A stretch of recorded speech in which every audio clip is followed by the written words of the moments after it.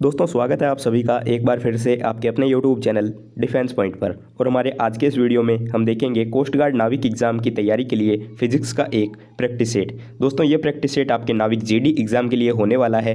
काफ़ी शानदार और टॉप लेवल के क्वेश्चंस करवाने वाला हूं, तो वीडियो को पूरा ज़रूर से देखिएगा। लेकिन उससे पहले आपको बोलना चाहूँगा कि अगर आप लोग हमारे चैनल पर पहली बार आए हैं तो चैनल को सब्सक्राइब कर लें और बेल आइकन को प्रेस कर लें, ताकि आप लोगों को हमारे द्वारा दिए जाने वाले सभी लेटेस्ट अपडेट्स मिलते रहें। तो चलिए शुरू करते हैं हमारा आज का ये वीडियो बिना किसी देरी के। तो शुरुआत करते हैं एक बहुत ही इजी क्वेश्चन के साथ में। तो दोस्तों फर्स्ट क्वेश्चन जो कि आपके एयरफोर्स एक्स ग्रुप का प्रीवियस ईयर का क्वेश्चन है, देखिए यहाँ पर बोला गया है कि पृष्ठ तनाव का विमीय सूत्र यानी कि dimensional formula of surface tension. तो भाई पृष्ठ तनाव का विमीय सूत्र क्या होता है? तो पृष्ठ तनाव का आपका विमीय सूत्र होता है M-T-2। ठीक है, तो करेक्ट आंसर क्या हो जाएगा? Option number C. अब ये कैसे होता है? तो देखिए surface tension is equal to क्या होता है? Surface tension is equal to होता है आपके F अपॉन लेंथ। ठीक है, ये क्या हो गया? फोर्स अपॉन लेंथ होता है। ठीक है, अब देखिए फोर्स की विमा क्या होती है यानी कि बल की विमा, तो M-L-T-2 जो है ये आपके बल की विमा होती है। ठीक है, और लंबाई की विमा क्या हो जाएगी? लंबाई की विमा जो है आपके हो जाएगी L। तो L से L आपका कैंसिल हो जाएगा, बचेगा क्या? M-T-2। तो भाई सरफेस टेंशन का आपका विमीय सूत्र यानी कि डायमेंशनल फॉर्मूला जो है ये आपका हो गया M-T-2। आई होप आप लोगों को समझ में आया होगा। दोस्तों साथ ही मैं एक चीज़ और बताना चाहूँगा आप लोगों को अनअकैडमी के बारे में। अनअकैडमी के द्वारा 28 जुलाई को एक नया बैच शुरू किया गया है एनडीए एग्ज़ाम की तैयारी के लिए, जिसका नाम है लक्ष्य एनडीए। तो भाई अगर आप लोग एनडीए एग्ज़ाम की प्रिपरेशन कर रहे हो तो इन कोर्सेज़ के लिए इनरोल कर सकते हो। काफ़ी शानदार कोर्स होने वाला है, बेसिक से आपको पढ़ाया जाएगा, जिससे कि आप लोग एनडीए एग्ज़ाम का रिटर्न आसानी से क्वालिफाई कर लोगे।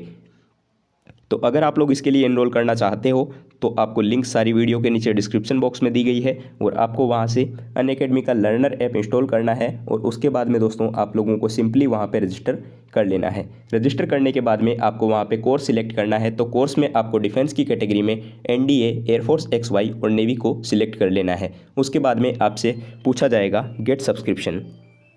तो दोस्तों सिंपली आपको वहाँ पे गेट सब्सक्रिप्शन के बटन के ऊपर क्लिक कर देना है और वहाँ से एक सब्सक्रिप्शन प्लान को चूज़ कर लेना है। उसके बाद में आपसे एक रेफरल कोड पूछा जाएगा। तो दोस्तों रेफरल कोड में आप लोगों को डिफेंस पॉइंट ज़रूर से डाल देना है, जिससे कि अच्छा खासा डिस्काउंट आप लोगों को देखने को मिल जाएगा। तो इस तरीके से आप लोग इन कोर्सेज़ के लिए इनरोल कर सकते हो। सारी लिंक्स आपको हमारे इस वीडियो के नीचे डिस्क्रिप्शन बॉक्स में दी गई है। तो चलिए बढ़ते हैं नेक्स्ट क्वेश्चन की तरफ। तो अब क्वेश्चन नंबर 2, और यहाँ पर इस क्वेश्चन में बोला गया है कि निम्न युग्मों में से किन की विमाएं समान है, यानी कि इनमें से ऐसे कौन से दो पेयर्स हैं जिनकी विमा यानी कि डायमेंशंस जो है वो समान है। ठीक है, ऑप्शंस देखिए क्या क्या दिए गए हैं। तो भाई ऑप्शन दिए गए हैं यहाँ पर बल तथा स्थितिज ऊर्जा।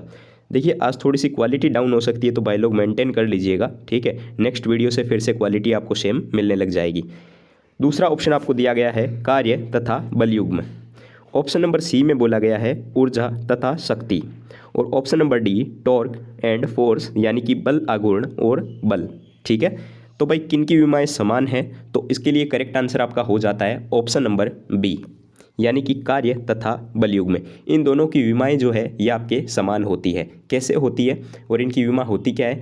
तो देखिए भाई इसकी विमा जो है ये आपके होती है M-L-2 और T-2।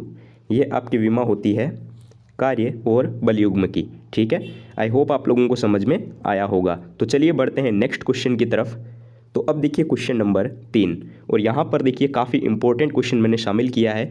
प्रीवियस ईयर में एयरफोर्स एक्स ग्रुप में, नेवी SSR में और आपके कोस्ट गार्ड तीनों एग्जाम्स में आ चुका है। काफ़ी बार आता है, बहुत ही ईजी क्वेश्चन है। देखिए पहले भी मैंने आपको करवा रखा है। तो क्वेश्चन बोल रहा है कि कोई जेट विमान किसके संरक्षण के सिद्धांत पर काम करता है। ठीक है, तो देखिए एक जेट विमान जो होता है ये आपके रेखीय संवेग संरक्षण के सिद्धांत पर काम करता है। ठीक है, जो कि न्यूटन के दूसरे और तीसरे नियम के ऊपर काम करता है। ठीक है, आई होप आप लोगों को समझ में आया होगा। तो करेक्ट आंसर क्या हो जाएगा? Option number C linear momentum यानी कि रेखीय संवेग। क्लियर हुआ? चलिए देखते हैं नेक्स्ट क्वेश्चन।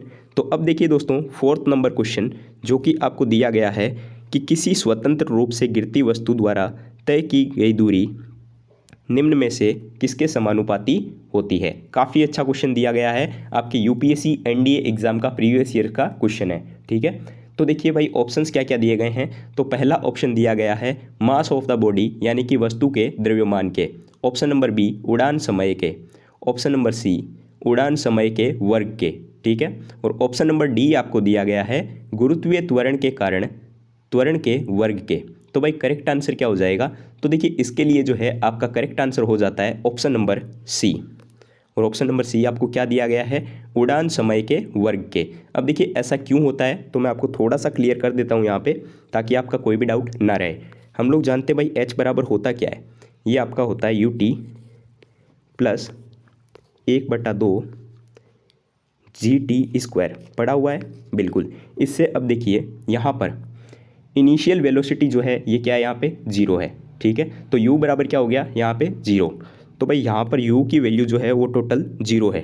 ठीक है, तो 0 को जो है 3 से गुणा करेंगे तो ये आपका टोटली 0 हो जाएगा। ठीक है, तो अब ये जो है क्या बचेगा आपका, ये बच जाएगा भाई h बराबर 1/2 जी टी स्क्वायर। ये बच गया। तब क्या हो जाएगा, ये हो जाएगा h directly proportional to T square. ठीक है, यानी कि उड़ान समय के वर्ग के समानुपाती हो जाएगा। क्लियर है? चलिए बढ़ते हैं दोस्तों नेक्स्ट क्वेश्चन की तरफ। लेकिन उससे पहले आपको और बोलना चाहूँगा एक चीज़ दोस्तों, कल या परसों से जो है आपकी मैराथन क्लासेस शुरू होने वाली है नाविक जीडी और डीबी एग्जाम दोनों के लिए। ठीक है, तो उन क्लासेस को मिस मत कीजिएगा। रैपिड क्वेश्चंस करवाने वाला हूँ, only selected and important questions, जो कि आपके पूरे चांसेस बनते हैं एग्जाम में आने के। तो कल से आपको मिक्स क्वेश्चंस देखने को मिलेंगे। 1 महीने तक जो है ये क्लासें आपकी चलने वाली है, जब तक कि आपका एग्जाम ना आ जाए। और टेलीग्राम पर भी जो है 1 से 2 दिन में आपके क्विज शुरू हो जाएंगे। दिन में 2 से 3 बार क्विज आपको करवाया जाएगा। ठीक है, चलिए देखिए अब क्वेश्चन नंबर 5। और यहाँ पर जो है इस क्वेश्चन में बोला गया है कि किसी कण का पलायन वेग, ठीक है, पलायन वेग जो है उसके द्रव्यमान m के किस प्रकार से निर्भर करता है। ठीक है, तो भाई किसी कण का पलायन वेग जो है उसका द्रव्यमान यानी कि जो मास होता है उसके ऊपर किस प्रकार से निर्भर करता है, ये पूछा गया है। तो देखिए पलायन वेग के बारे में हम लोग थोड़ा बहुत जानते हैं। क्या है पलायन वेग? तो भाई इसका फॉर्मूला क्या होता है? पलायन वेग बराबर क्या हो जाएगा, ये हो जाएगा आपका V E is equal to G M, ये आपका ई आ जाएगा अपने, और ये क्या हो जाएगा आर। ठीक है, अब देखिए इसका मतलब क्या है? इसका मतलब यही हो गया कि पलायन वेग जो है वो कण के द्रव्यमान यानी कि मास के ऊपर निर्भर नहीं करता है। ठीक है, तो करेक्ट आंसर क्या हो जाएगा आपका? करेक्ट आंसर हो जाएगा m0। ठीक है, ऑप्शन नंबर सी जो है इस क्वेश्चन के लिए दोस्तों हम सिलेक्ट कर लेंगे। क्लियर हुआ? चलिए अब देखिए क्वेश्चन नंबर 6। और यहाँ पर देखिए इस क्वेश्चन में क्या बोला जा रहा है आपको। तो भाई लोग यहाँ पर देखिए इस क्वेश्चन में बोला गया है कि एक उपग्रह पृथ्वी के वृत्तीय कक्ष में परिक्रमा कर रहा है, उस पर केवल निम्न बल लगे हुए हैं। तो एक उपग्रह है यानी कि सैटेलाइट, जो कि पृथ्वी के वृत्तीय कक्ष यानी कि सर्कुलर ऑर्बिट में, ठीक है, परिक्रमा कर रहा है। तो अब आपको ये बताना है कि उस पर केवल निम्न बल लगे हुए हैं, यानी कि कौन कौन से बल उस पर लगे हुए हैं। तो इसके लिए देखिए ऑप्शंस क्या क्या दिए गए हैं। तो गुरुत्वाकर्षण जनित्र अभिकेंद्रीय बल। ऑप्शन नंबर बी में बोला गया है कक्षीय गति के कारण उत्पन्न अपकेंद्रीय बल। ठीक है, नो फोर्स यानी कि शून्य बल, यानी कि कोई भी बल नहीं लग रहा है। और ऑप्शन नंबर डी कक्ष के स्पर्श रेखीय बल, जो कि उपग्रह में प्रदत्त यंत्र द्वारा उत्पन्न किया जाता है। ठीक है, तो भाई करेक्ट आंसर क्या हो जाएगा यहाँ पे? तो यहाँ पर जो है आपका करेक्ट आंसर हो जाता है ऑप्शन नंबर डी। एक उपग्रह जो कि पृथ्वी के सर्कुलर ऑर्बिट में परिक्रमा कर रहा है, उसके ऊपर जो बल लगता है ये आपका होगा गुरुत्वाकर्षण जनित्र अभिकेंद्री बल। तो करेक्ट आंसर क्या हो जाता है? Option number A.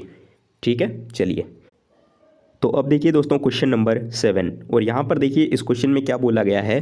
तो भाई लोग क्वेश्चन में बोला जा रहा है कि एक जल से भरी हुई बाल्टी, यानी कि कोई एक पानी से भरी हुई बाल्टी है जो कि 4 मीटर त्रिज्या, यानी कि उसका रेडियस कितना है? 4 मीटर। ठीक है, ऊर्ध्ववृत्त में इस प्रकार से घुमाई जाती है कि जल नीचे नहीं गिरता है। तो इसका एक चक्कर जो होगा वो कितना समय भाई लेगा। ठीक है, यानी कि टाइम आपको बताना है कि ऑलमोस्ट वो कितना टाइम आपका लेगा। ऑप्शंस दिए गए हैं 4 सेकंड, 3 सेकंड, 2 सेकंड या फिर 1 सेकंड। काफ़ी अच्छा क्वेश्चन है, प्रीवियस ईयर का क्वेश्चन है, ध्यान से देखिएगा और बहुत ही ईजी क्वेश्चन है। सिर्फ एक फॉर्मूले के ऊपर भाई आपका बेस्ड है। तो भाई टाइम निकालना है। ठीक है, और यहाँ पर किसका बोला गया है?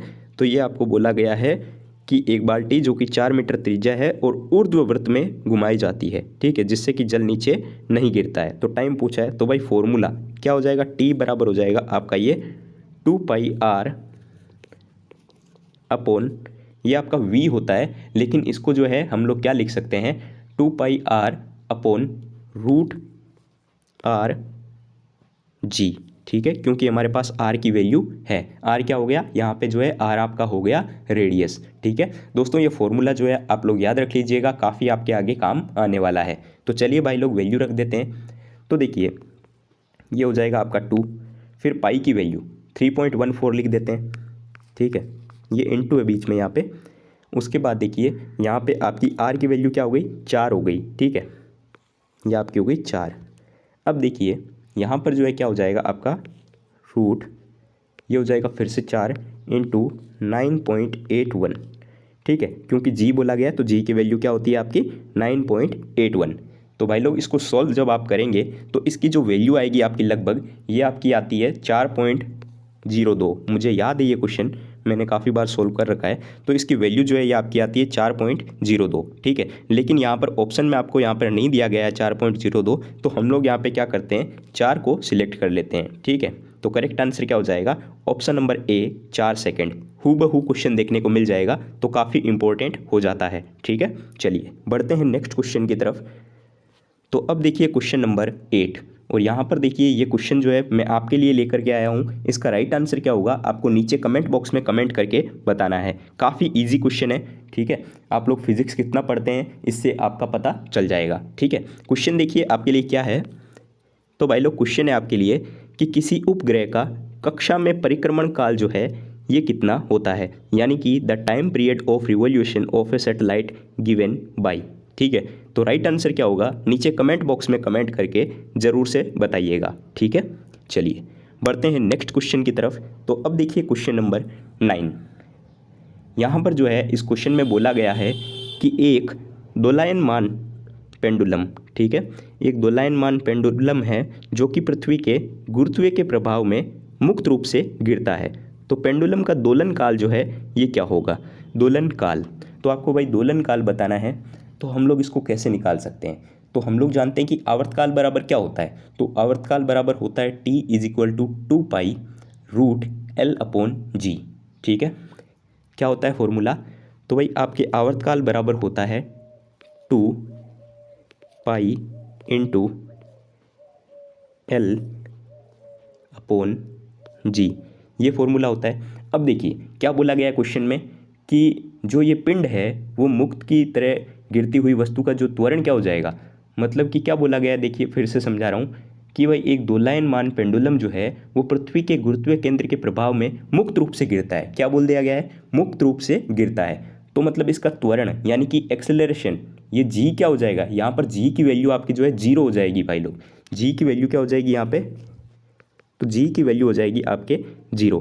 तो अगर हम यहाँ पे जी की वैल्यू 0 रख देंगे फॉर्मूले में, तो भाई ये तो आपका इन्फिनिटी हो जाता है, ठीक है। यानी कि t = क्या हो जाएगा, ये आपका हो जाएगा इन्फिनिटी, ठीक है। यानी कि करेक्ट आंसर जो है ये आपका होगा ऑप्शन नंबर डी, अनंत हो जाएगा। तो भाई पेंडुलम का दोलन काल t = क्या हो जाएगा, अनंत, यानी कि इन्फिनिटी। क्लियर हुआ। चलिए दोस्तों अगर कोई भी आपका डाउट बचता है तो आप लोग जो है नीचे कमेंट बॉक्स पे पूछ सकते हो, ठीक है। मैं कोशिश करूंगा सभी की रिप्लाई करने की। काफ़ी 2 दिनों से जो है वीडियो आपका नहीं आ रहा था, तो उसका रीज़न ये है कि मेरी तबीयत थोड़ी सी ख़राब थी, तो उस वजह से जो है मैं आपके वीडियो पोस्ट नहीं कर पा रहा था, ठीक है। तो आई होप आप लोग मेरी बात को समझेंगे। तो चलिए बढ़ते हैं अब नेक्स्ट क्वेश्चन की तरफ। तो अब देखिए दोस्तों क्वेश्चन नंबर 10। तो यहाँ पर क्वेश्चन नंबर 10 में बोला गया है कि द्रव्य की किसी गोलीय बूंद के भीतर दाब आधिक्य, ठीक है, दाब आधिक्य जो है वो अनुक्रमानुपाती होता है उसकी। तो भाई बताना है आपको कि किसी गोलीय बूंद के, यानी कि जो आपकी लिक्विड ड्रॉप होती है उसके भीतर का जो दाब आधिक्य है वो अनुक्रमानुपाती किसके होता है, ठीक है। ऑप्शंस क्या क्या दिए गए हैं, तो त्रिज्या के वर्ग के, त्रिज्या के व्युत्क्रम के, या फिर क्यूब ऑफ रेडियस यानी कि त्रिज्या के घन के। तो करेक्ट आंसर क्या हो जाएगा, तो भाई दाब आधिक्य, ठीक है, अनुक्रमानुपाती होता है उसकी त्रिज्या के व्युत्क्रम के। तो करेक्ट आंसर क्या हो जाएगा, ऑप्शन नंबर सी, त्रिज्या के व्युत्क्रम के अनुक्रमानुपाती होता है दाब आदि के किसी गोलीय बूंद के भीतर। क्लियर हो गया कैसे हुआ? तो ये भाई आपका होता है P is equal to 2T/R, ठीक है, ये होता है। और P क्या है यहाँ पे? P हम लोग जानते हैं कि ये होता है दाब आदि के, ठीक है। अब T नियत है तो ये क्या हो जाएगा? P directly proportional to 1/R। क्यों? क्योंकि T जो है ये आपका कांस्टेंट यानी कि नियत है। क्लियर है? चलिए बढ़ते हैं नेक्स्ट क्वेश्चन की तरफ।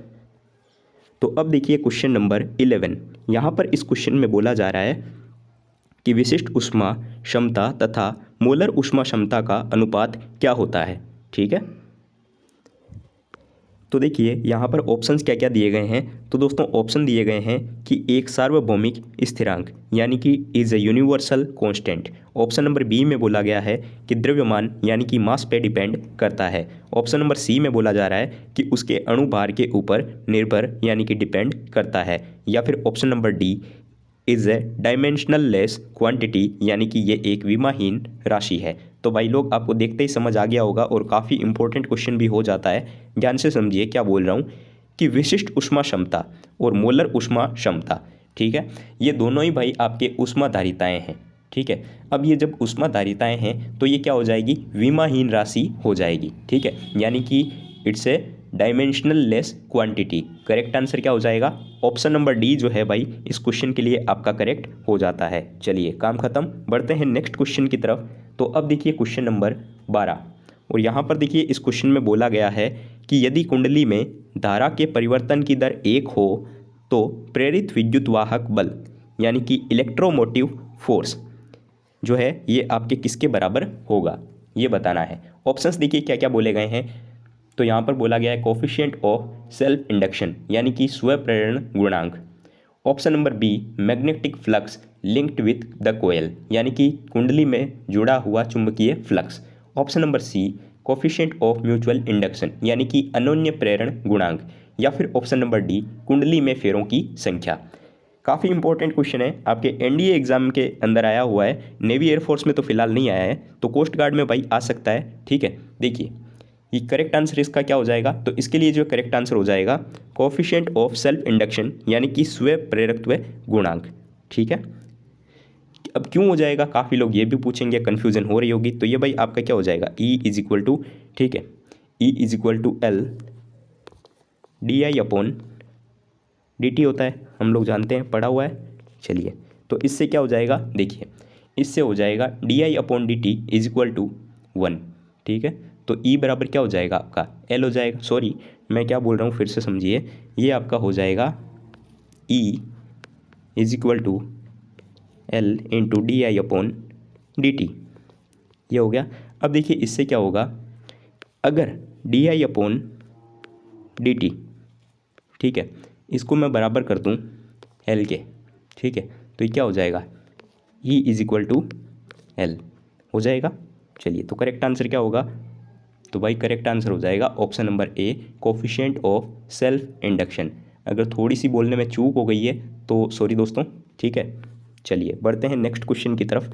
तो अब देखिए क्वेश्चन नंबर 13, बहुत ही इजी क्वेश्चन आप लोगों के लिए, ठीक है, हर बार आप लोगों ने पढ़ा होगा इसको। क्वेश्चन बोला गया है कि एवोगैड्रो संख्या क्या होती है, ठीक है। एवोगैड्रो नंबर जो है ये क्या होता है? तो भाई डेफिनेशन अगर आपको पता है तो इसका आंसर आप डेफिनेटली दे सकते हो। ऑप्शंस दिए गए हैं कि 1 लीटर में गैस की एनटीपी पर अणुओं की संख्या। Option number B 1 mole of a gas. Option number C 1 gram of a gas. या फिर option number D 1 kilogram of a gas. दोस्तों इसके लिए जो है आपका करेक्ट आंसर हो जाता है ऑप्शन नंबर बी। इस क्वेश्चन पे ज़्यादा टाइम वेस्ट नहीं करेंगे, करेक्ट आंसर हो जाता है आपका option number B 1 mole of gas, यानी कि गैस के 1 मोल अणुओं की कुल संख्या जो होती है ये आपकी होती है एवोगैड्रो संख्या, उसके बराबर ये आपका होता है। नंबर आपको पता ही होगा, कमेंट करके बता दीजिएगा, ठीक है। एवोगैड्रो नंबर आपको जो है कमेंट में कमेंट करना है, ठीक है। चलिए बढ़ते हैं नेक्स्ट क्वेश्चन की तरफ। तो अब देखिए काफ़ी अच्छा क्वेश्चन आपके सामने आया है और यहाँ पर इस क्वेश्चन में बोला जा रहा है कि समान द्रव्यमान के 2 पिंड, ठीक है, समान द्रव्यमान के 2 पिंड है M और N। तो उसमें बोला गया है कि भिन्न भारहीन स्प्रिंग द्वारा लटकाए गए हैं, यानी कि इनमें जो है 2 अलग अलग भार है और उनको लटकाया गया है, जिनके बल नियतांक क्रमशः K1 और K2 है, ठीक है। यदि दोनों पिंड इस प्रकार ऊर्ध्व दोलन कर रहे हैं तो इनके अधिकतम वेग समान हैं, तब m व n के कंपनों की आयामों का अनुपात क्या होगा। ठीक है, यानी कि ratio of the amplitude of vibration of m to the of n। ठीक है, क्या हो जाएगा, आपने पढ़ा होगा इसको काफ़ी बार, मुझे डायरेक्ट याद है, तो भाई करेक्ट आंसर जो है इसका हो जाता है ऑप्शन नंबर डी, √K2/K1। ठीक है, तो इसके लिए जो है करेक्ट आंसर हो जाएगा आपका ऑप्शन नंबर डी। क्लियर हो गया। चलिए बढ़ते हैं आज के हमारे इस वीडियो के लास्ट क्वेश्चन की तरफ। तो दोस्तों लास्ट क्वेश्चन जो कि आपको यहाँ पर दिया हुआ है कि जब स्रोत एवं प्रेक्षक दोनों गतिमान हो तो आवृत्ति में आभासी परिवर्तन ज्ञात करने का संबंधित नियम कौन सा होगा। ठीक है, क्या बोला गया है कि स्रोत तथा श्रोता, ठीक है, उनके बीच में सापेक्षिक गति के कारण क्या होता है कि ध्वनि की जो आवृत्तियाँ होती है उनके बीच में थोड़ा डिफरेंस यानी कि अंतर पाया जाता है। ठीक है, और ये जो अंतर है, ठीक है, दोनों के बीच में सापेक्ष गति होती है इनके, तो भाई इसके बारे में हमने पहले भी पढ़ा है, ये होता है आपका डॉपलर इफेक्ट, यानी कि करेक्ट आंसर क्या हो जाएगा, डॉपलर का प्रभाव। ऑप्शन नंबर ए जो है इस क्वेश्चन के लिए करेक्ट हो जाता है। ठीक है, आई होप आप लोगों को सारे क्वेश्चन जो है दोस्तों समझ में आ गए होंगे और वीडियो जो है थोड़ा बहुत पसंद आया होगा। तो दोस्तों वीडियो को लाइक कीजिएगा, चैनल पर नए हो तो सब्सक्राइब कीजिएगा और दोस्तों के साथ में शेयर करना बिल्कुल भी मत भूलिएगा। पीडीएफ अगर आपको चाहिए इन क्वेश्चंस की तो आप लोग टेलीग्राम ग्रुप ज्वाइन कर सकते हो, लिंक आपको वीडियो के नीचे डिस्क्रिप्शन बॉक्स में दी गई है। सारी पीडीएफ्स वहाँ पर डाल दी गई है तो आप लोग एक्सेस कर सकते हो। तो चलिए मिलते हैं एक नए वीडियो में नए टॉपिक के साथ, तब तक के लिए जय हिंद दोस्तों।